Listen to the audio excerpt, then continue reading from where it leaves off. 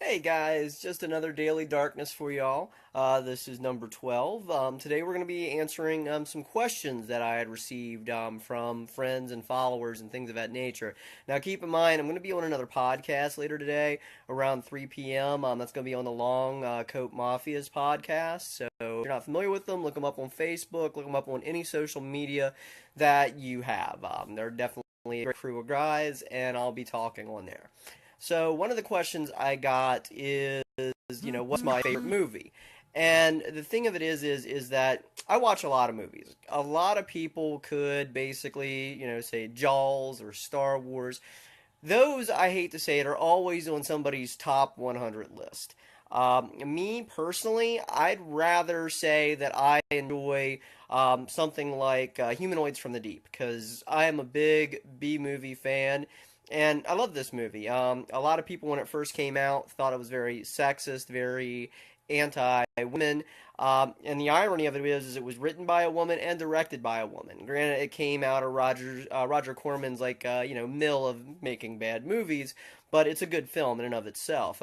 Granted, a lot of people kind of akin it to a basically an Alien ripoff, but in reality, it's a little bit more than that. It's much more involved. It's perhaps one of the first few movies out there that deals with genetic tampering, and it talks about the environment. And again, this is something from the early '80s, and it's a wonderful piece and something worth checking out. Shout Factory has it currently. You can pick it up pretty cheap when basically DVD or Blu-ray. I say get it on Blu-ray because it's a beautiful film.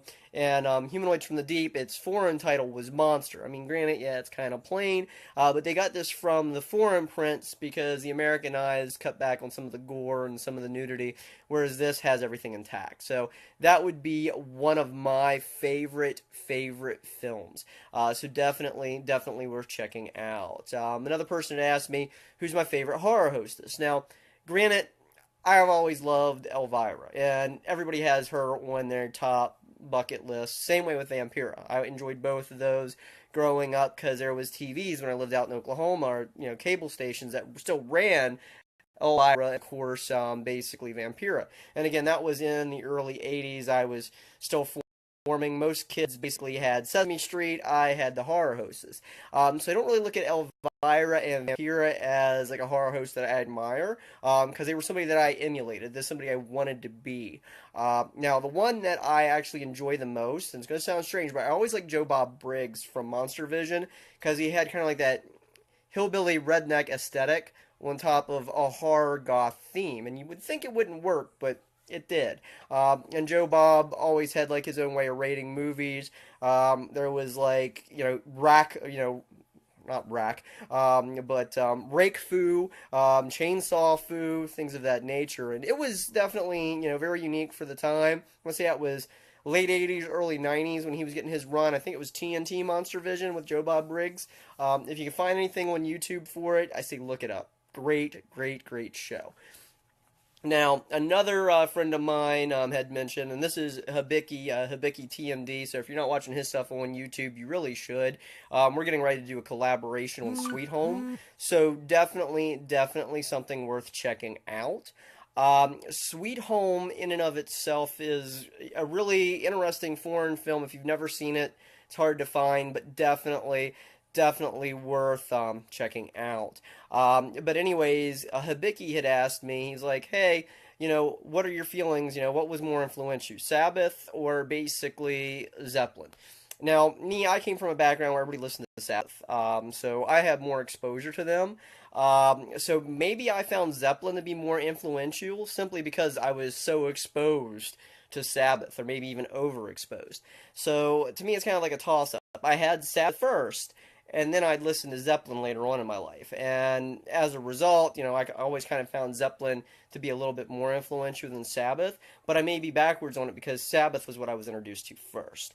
The final topic I want to bring up today was something I kind of went down on Twitter the other day, because I do follow a lot of the Game Chasers posts, like Shady J, he'll post stuff online about, what's going on with them on a show and things of that nature. I thought it was kind of cool because he had made a comment of basically like, hey, there's too much heterosexuality going on today. Y'all should send me something, a little bit gay to, warm this up. Now, I didn't know if I was going to take offense to it, so I made the comment of, hey, Jay, that's a great idea. It is Pride Month, and we do need to show, that, hey, more than your viewers are just that.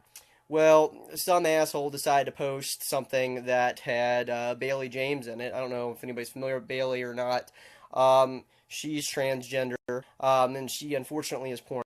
And it's something that aggravates me because a lot of people is like, oh, well, here's Bailey J. If you find her attractive, you're gay.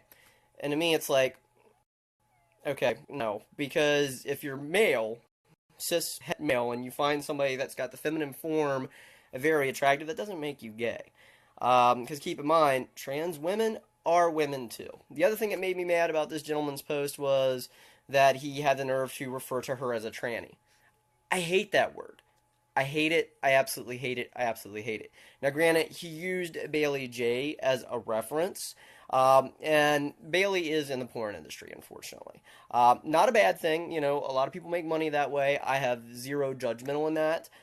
That's great because, trying to afford transitioning, trying to afford all those surgeries is anything but cheap. So I can understand why somebody would do that. Not for me, but I'm just saying it's kind of a rub because a lot of people use those negative connotations to view transgender people the way they would somebody in pornography. And that's why basically, that I don't like that phrase tranny. It drives me up all. In my opinion, it's kind of like a racial slur. It's okay if somebody of that, race or creed, belief, or religion uses that term. But it's not okay when somebody else uses it. And for me, I just find the term disgusting because here's the deal. Some transgender, all, transgender people do it. So it's like, yes, some do, but we don't all, and we don't want to be classified as such. And it's always used in such a negative connotation. And I'm not a fan of it. To me, it's like, automatically slapping somebody twofold. Not only are you accusing them of being a sex worker, but you're kind of basically adding a connotation that we don't like to be used. And that's something that kind of aggravates me. It's like, calling me a tranny, yeah, you're getting the effect because you're being an asshole. But, calling somebody else a tranny, especially if you don't understand the word. And that's the other thing that makes me mad. A lot of people banter around terms that they don't understand. Like, I constantly hear cross-dresser. I constantly hear tranny. I constantly hear transvestite. If you're going to use that vocabulary, use it fucking right. Don't use it incorrectly. There's a difference between a cross-gender person, or cross-dresser person, and somebody who's transgender. There's a difference between somebody who's gender fluid and somebody who's transgender. There's a wide spectrum, and to lump everybody into a bucket, it's not fair and it's not right. And the word tranny, yeah, I look at it, like I said, as you would a racial term. I don't like it. It's not something that's appropriate. It's one thing when you're sitting there watching porn, but do you show your porn collection to somebody else? Fuck no. So the word tranny is a negative connotation, and that's just the way I feel about it. Anytime I see somebody using it, and it's, if you're not at a porn shop and watching porn in the privacy of your own home, you have no business using that word. Because we find it offensive and we find it slanderous. Now, tomorrow I'm going to touch on some more topics. Basically, I'm going to talk about these, and then I'm going to talk about surgeries, things of that nature, because I know a few people have questions about that. So we'll go into detail about that. And then if anybody else has any questions, again, below, feel free. I'm kind of like the resident transgender person where I'm pretty open with everybody. I'm pretty, open to talking with people and explaining things. So if you have questions, message me. This will be on YouTube. This will be obviously on Facebook. This will be everywhere. So please, please, please drop us a line. Let me know what you want to hear about. Let me know what questions you have. Doesn't matter how personal it is either. I mean, granted, if you're ugly, I'm just going to fucking ignore you. But the thing of it is if you have a question, a serious, genuine question, please ask, because there's nothing wrong with an honest question. If you have questions about transgender people, I'm your go-to girl. So, please. Anyways, I got this podcast I got to get off to here in a little bit. So if you guys are not familiar with them, that's the Long Coat Mafia. And of course, we'll be on their podcast later today. So thank you guys for watching as always. Love you. And again, send questions. Love you.